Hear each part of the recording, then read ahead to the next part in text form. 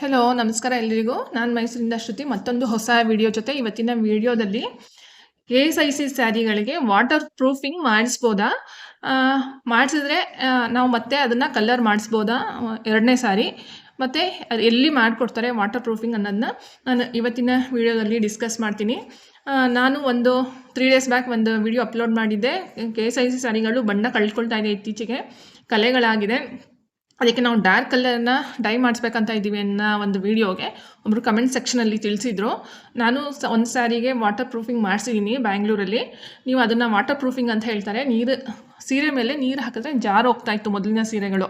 ಇವಾಗ ನಿಮಗೆ ನೀರು ಹೀರುತ್ತೆ ಸಿಲ್ಕ್ ಸ್ಯಾರಿಗಳ ಮೇಲೆ, ಇತ್ತೀಚಿನ KSIC ಸ್ಯಾರಿ ತೊಗೊಂಡಾಗ. ಹಾಗಾಗಿ ವಾಟರ್ ಪ್ರೂಫಿಂಗ್ನ ಹೇಗೆ ಮಾಡ್ತಾರೆ ಅನ್ನೋದು ಬಗ್ಗೆ ನಾನು ತಿಳ್ಕೊಂಡು ಈ ವಿಡಿಯೋ ಮಾಡ್ತಾಯಿದ್ದೀನಿ. ಕೆಲವು ಕೆಮಿಕಲ್ ಕಾಂಬಿನೇಷನ್ನ ಯೂಸ್ ಮಾಡಿ ಸೀರೆ ಮೇಲೆ ಪಾಲಿಷಿಂಗ್ ರೀತಿ ಮಾಡ್ತಾರಂತೆ. ಆಗ ಅದು ವಾಟರ್ ಪ್ರೂಫಿಂಗ್ ಆಗುತ್ತೆ. ಆವಾಗ ಅದ್ರ ಮೇಲೆ ನೀರು ನಿಲ್ಲಲ್ಲ, ಕಲೆಗಳು ಯಾವುದೂ ಆಗಲ್ಲ, ಹೆಚ್ಚಿನ ದಿನ ಬಾಳಿಕೆ ಬರುತ್ತೆ ಸೀರೆಗಳು ಅನ್ನೋದು ಒಂದು. ಮತ್ತು ಇನ್ನೊಂದು ಮುಖ್ಯವಾಗಿ, ಒಂದು ಸತಿ ಅದನ್ನು ನಾವು ವಾಟರ್ ಪ್ರೂಫಿಂಗ್ ಮಾಡಿಸಿದ್ರೆ ಮತ್ತೆ ಅದನ್ನು ಡೈ ಮಾಡ್ಸೋಕ್ಕಾಗಲ್ಲ. ಎರಡನೇ ಸತಿ ನಮಗೆ ಬೇಕಾದ ಬಣ್ಣನ ಚೇಂಜ್ ಮಾಡ್ಸೋಕ್ಕಾಗಲ್ಲ ಅನ್ನೋದು ಒಂದು ವಿಚಾರ ಗೊತ್ತಾಯಿತು ನನಗೆ. ನಿಮ್ಮಲ್ಲಿ ಯಾರಾದರೂ ವಾಟರ್ ಪ್ರೂಫಿಂಗ್ ಮಾಡಿಸಿದ್ರೆ ಸೀರೆಗಳಿಗೆ, ಯಾವುದೇ ಸೀರೆಗಳಿಗೆ ಮಾಡಿಸಿದ್ರೆ ನೀವು ಕಮೆಂಟ್ ಸೆಕ್ಷನಲ್ಲಿ ತಿಳಿಸಿ. ವಿಡಿಯೋ ನೋಡೋರಿಗೆ ಸ್ವಲ್ಪ ಹೆಲ್ಪ್ ಆಗುತ್ತೆ. ಕಮೆಂಟ್ ಸೆಕ್ಷನಲ್ಲಿ ಹೋಗಿ ನೋಡೋರಿಗೆ ಸ್ವಲ್ಪ ಉಪಯೋಗ ಆಗುತ್ತೆ. ಕೆಲವರು ತುಂಬ ಕಲೆಗಳಾಗ್ಬಿಟ್ಟಿರುತ್ತೆ. ಕೆಲವರು ಫಂಕ್ಷನ್ಗಳಲ್ಲಿ, ಪೂಜೆಗಳಲ್ಲೆಲ್ಲ ವೇರ್ ಮಾಡುವಾಗ ನಾವು ಬೆಳಗಿಂದ ಸಂಜೆ ತನಕ ಸೀರೆಗಳನ್ನ ಕ್ಯಾರಿ ಮಾಡಬೇಕಾಗತ್ತೆ. ಆಗ ನಾವು ಮೈಸೂರು ಸಿಲ್ಕ್ ಸೀರೆ ಉಟ್ಕೊಂಡಿದ್ದೀವಿ ಅಂತ ತುಂಬ ಕಾನ್ಷಿಯಸ್ ಆಗೂ ಇರೋಕ್ಕಾಗಲ್ಲ. ಯಾಕಂದರೆ ನಮ್ಮ ಕೆಲಸಗಳಲ್ಲಿ ನಾವು ತೊಡಗಿಸ್ಕೊಂಡಿರ್ತೀವಿ. ಆಗ ಅಲ್ಲಿ ಇಲ್ಲಿ ಒಂದು ಚಿಕ್ಕ ಪುಟ್ಟ ಕಲೆಗಳಾಗೋದು ಸರ್ವೇ ಸಾಮಾನ್ಯ ಎಲ್ಲರಿಗೂ.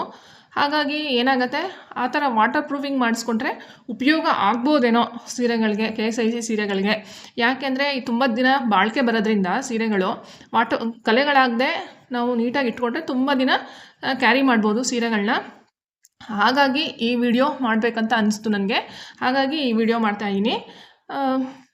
ಇನ್ನೊಂದು ಮುಖ್ಯವಾಗಿ ಏನಂತಂದರೆ, ಈ ಥರ ಸೀರೆಗಳಲ್ಲಿ ಬಣ್ಣಗಳು ಒಂದೊಂದ್ಸಲಿ ಫೇಡ್ ಆದಾಗ್ಲೂ ವ್ಯತ್ಯಾಸಗಳಾಗುತ್ತೆ. ಆವಾಗಲೂ ವಾಟರ್ ಪ್ರೂಫಿಂಗ್ ಕೆಲ್ಸಕ್ಕೆ ಬರುತ್ತೆ ಅಂತ ಅನಿಸುತ್ತೆ. ನಿಮ್ಮಲ್ಲಿ ಯಾರಾದರೂ ಇದ್ರ ಬಗ್ಗೆ ಏನಾದರೂ ನಾಲೆಡ್ಜ್ ಇದ್ದರೆ, ಅಕಸ್ಮಾತ್ ಇದ್ರ ಬಗ್ಗೆ ಏನಾದರೂ ವಿಚಾರಗಳಿದ್ದರೆ ಕಮೆಂಟ್ ಸೆಕ್ಷನಲ್ಲಿ ತಿಳಿಸ್ಬೋದು. ಮತ್ತು ಈ ವಾಟರ್ ಪ್ರೂಫಿಂಗ್ ಬಗ್ಗೆ ಏನಾದರೂ ಹೆಚ್ಚಿನ ಮಾಹಿತಿ ನಿಮ್ಗೆ ಏನಾದರೂ ಬೇಕು ಅಂತಂದರೆ ನಾನು ನನ್ನ ಮುಂದಿನ ವಿಡಿಯೋಗಳಲ್ಲಿ ತಿಳಿಸ್ಕೊಡ್ತೀನಿ. ಮತ್ತು ಅದನ್ನು ಎಲ್ಲಿ ಹೇಗೆ ಮಾಡ್ತಾರೆ ಅನ್ನೋದ್ರ ಬಗ್ಗೆ ಒಂದು ವಿಡಿಯೋ ಮಾಡಿ ನಾನು ತಿಳಿಸ್ತೀನಿ. ಹಾಗಾಗಿ ಯಾರಿಗಾದರೂ ಈ ಥರ ವಿಚಾರಗಳ ಬಗ್ಗೆ ಇನ್ಫಾರ್ಮೇಷನ್ ಬೇಕಂತಂದರೆ ಕಮೆಂಟ್ ಸೆಕ್ಷನಲ್ಲಿ ತಿಳಿಸಿ.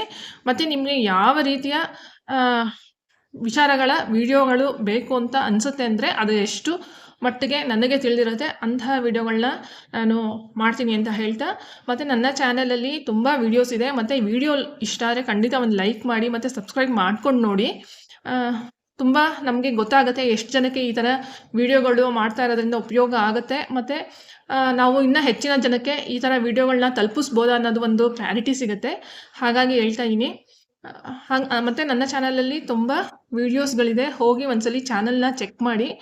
ಈ ಸೀರೆಗಳ ಬಗ್ಗೆ ತುಂಬ ವಿಚಾರಗಳು, ನಾನು ಡೈಯಿಂಗ್ ಮಾಡಿಸೋದಿರ್ಬೋದು, ಮತ್ತು ಕ್ವಾಲಿಟಿ ಹೇಗೆ ಕಮ್ಮಿ ಆಗ್ತಾ ಇದೆ, ಓಲ್ಡ್ KSIC ಹೇಗಿತ್ತು, ಈಗ ಏನಾಗಿದೆ, ಡ್ಯೂಪ್ಲಿಕೇಟ್ಸ್ ಹೇಗೆ ಬರ್ತಾ ಇದೆ, ತುಂಬ ವಿಚಾರಗಳ ಬಗ್ಗೆ, ಪ್ರೈಸ್ ವೇರಿಯೇಷನ್ ಬಗ್ಗೆ, ಇನ್ಕ್ರೀಸ್ ಆಗ್ತಾ ಇರೋದ್ರ ಬಗ್ಗೆ, ಪ್ರತಿಯೊಂದ್ರ ಬಗ್ಗೆನೂ ತುಂಬ ಕಂಪ್ಲೀಟಾಗಿ ಡೀಟೇಲ್ಡಾಗಿ ವಿತ್ ಎಕ್ಸಾಂಪಲ್ನ ಕೊಟ್ಕೊಂಡು ವಿಡಿಯೋಗಳನ್ನ ಮಾಡಿದ್ದೀನಿ. ನಿಮಗೆಲ್ಲ ತುಂಬ ಉಪಯೋಗ ಬರುತ್ತೆ ಅಂತ ಅನಿಸುತ್ತೆ. ಸ್ವಲ್ಪ ನಾಲೆಡ್ಜ್ ಸಿಗುತ್ತೆ ಈ ಸೀರೆಗಳ ಬಗ್ಗೆ. ಯಾರಾದರೂ ಹೊಸಬರು ಇದ್ದರೆ ಅವ್ರಿಗೆ ಅಂತ ಹೇಳ್ತಾ ಈ ಒಂದು ಚಿಕ್ಕ ವಿಡಿಯೋನ ಮುಗಿಸ್ತಾ ಇದ್ದೀನಿ.